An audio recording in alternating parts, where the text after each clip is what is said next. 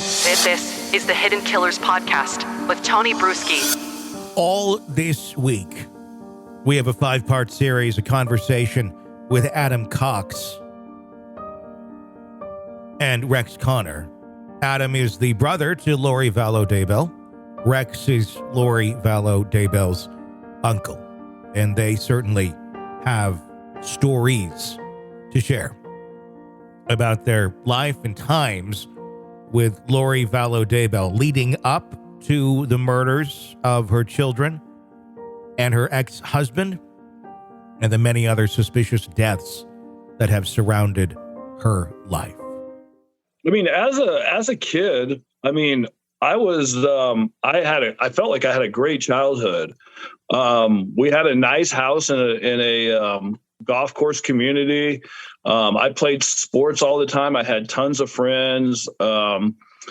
We went on family vacations. Obviously we had fun together. We had sibling fights. I mean, pretty much it was just a normal childhood. Mm-hmm. And so I know people think that, or we've been criticized to have some kind of crazy family, but things didn't happen until after everybody grew up, as far as I knew. But so, I mean, pretty regular childhood. Nothing you look back on and go, oh, there was a lot of trauma here or anything like that. Just mainly normal family, growing up type stuff is what you're saying. Yeah. Just like any other normal family who has 5 kids, growing up. Sure. Rex, when you look at it, being the uncle, how did you see life in the house over there as they were kids?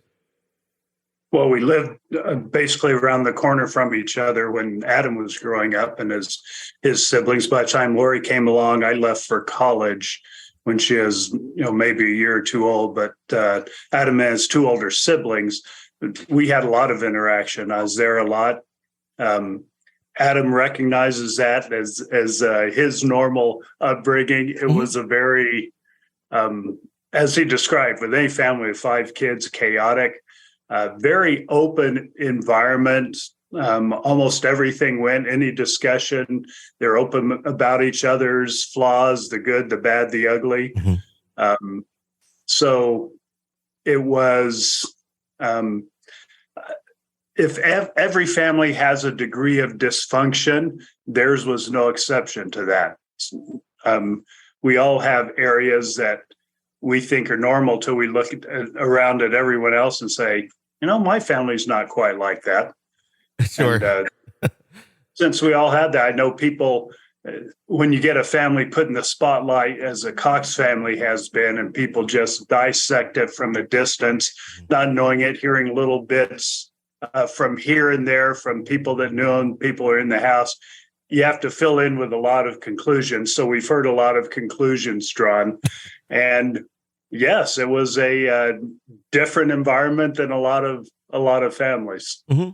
Yeah, I mean, of course, there's every time there was a little bit of information that's coming out, especially when the case was in trial and before everything even led to that, everything was being read into. I'm sure you probably rolled your eyes 1,000 times at many of those things, but of course, you work in media too, Adam, so you understand how that can work.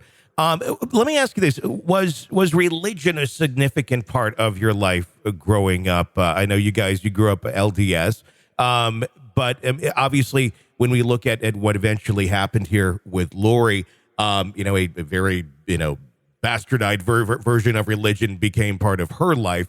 But prior to that, when it was just normal life growing up, was that a big part of life for y'all? I mean, yes, it was. We all went to church, but I feel like we were a little bit different than some families as far as, like Rex said, being more open and not being as strict. Okay. So we had more, we said what we wanted to. And, there's some people who, we watched movies that probably some people shouldn't watch, like rated R movies that in the LDS that people weren't allowed to watch or weren't supposed to watch rated R movies or whatever. Mm-hmm. But we ended up watching, some of those. And We didn't have like family home evening every single Monday like some families did. We weren't strict, Yeah. but we all had testimonies. Everybody had testimony of the church growing up, and we all went to church, and we all, were active. So. And it was just fairly, from what you're saying, you just normal, you're going to church, your family's a little bit looser with the rules than others, and Yep. that's that. Nobody was over the top into it, if you will. No, not. I mean, everybody has their own. Everybody has their own testimony. Sure. And some are stronger than others, but I think overall that was the feeling that I got. Mm-hmm. Let's talk about your relationship. I'll start with you, Adam. With Lori growing up, were you guys close? No, from some things I've heard you were. Tell me about that dynamic. Yeah, we were close. I mean, she was close to me in age.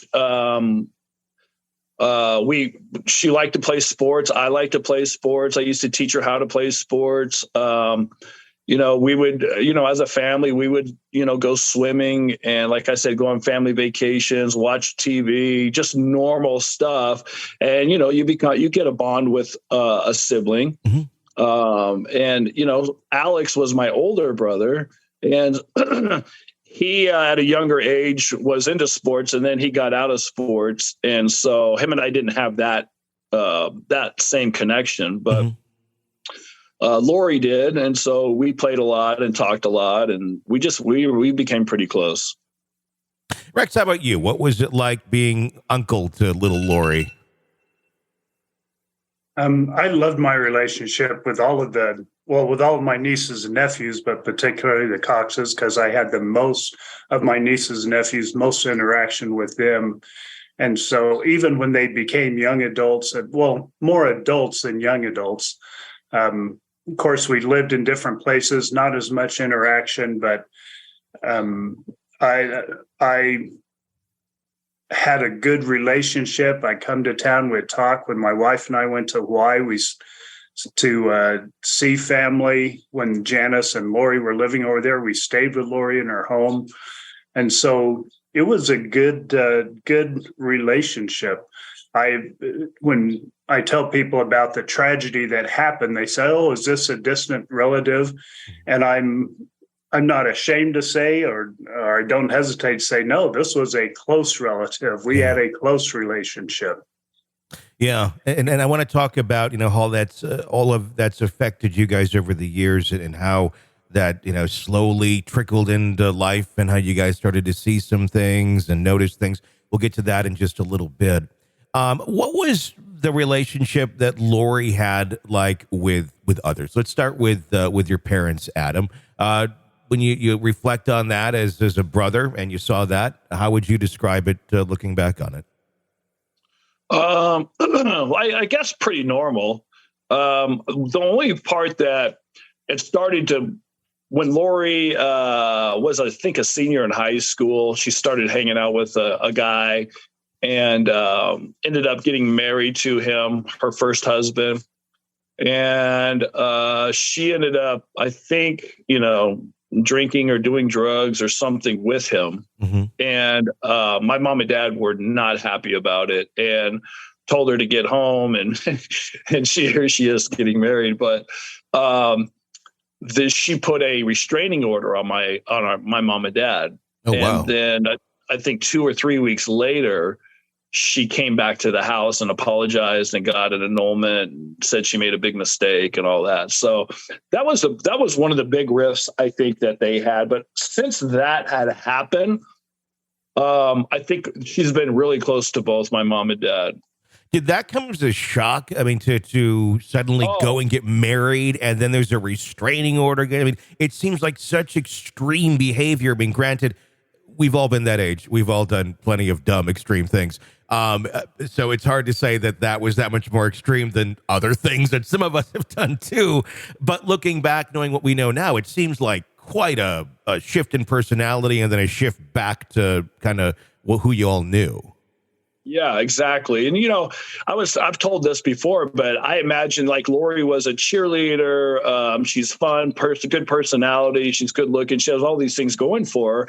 I really thought that she was going to marry like an NFL quarterback or somebody like my vision was like, oh, she's going to end up with somebody like that. And that never happened. Yeah. So yeah, it went basically the opposite of that. And I don't know why that happened like that. It almost like she could kind of take her pick of whoever she wanted to, is just be a decent person, and you'll likely be able to kind of get almost anywhere. Let me. How was your relationship with some of your other siblings, like Summer, for example, in childhood? Childhood. Well, Summer was the baby, and so she was very